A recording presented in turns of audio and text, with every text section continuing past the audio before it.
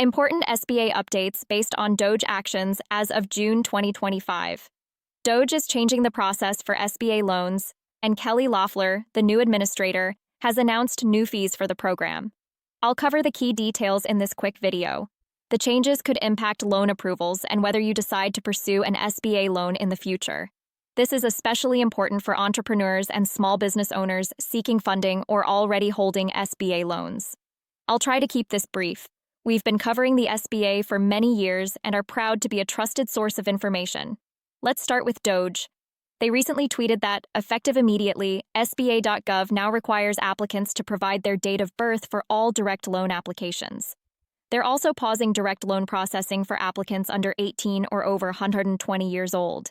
If your great-great-grandfather is looking for an SBA loan for that food truck he has always wanted, he probably should hurry.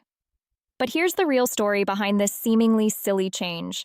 It's actually smart front-end validation that prevents processing delays and helps lenders make faster decisions.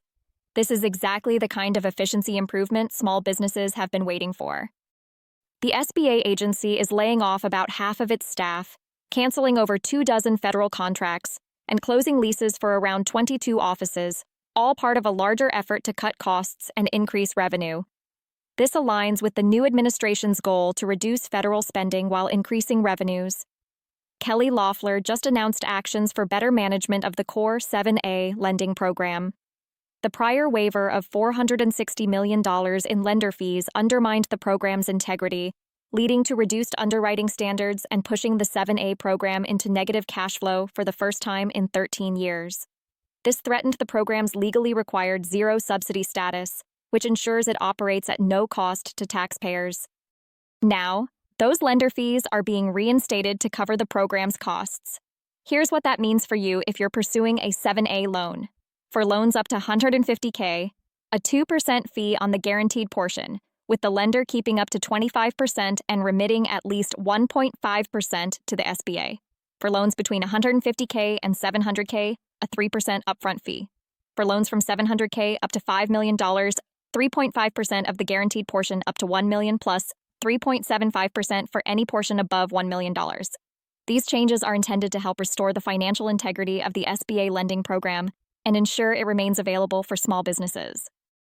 There is a 420-page-long SBA document that outlines all the rules, regulations, and qualifications of the SBA 7A loan program. There are many gray areas, nuances, and conditional requirements depending on all sorts of different scenarios, but there are 7 key requirements or qualifications that I think are really important. In this video, I'm going to walk you through those 7 areas quickly. Your business must be a for-profit business. You must be a U.S. citizen or a lawful permanent resident, and your business must be located in the U.S. You can't have defaulted on a federal loan or an SBA loan in the past. If you have, you'll be ineligible for an SBA loan. The funds must be used for an eligible business purpose. You can't use SBA loan funds to buy a personal RV or put in a pool at your house.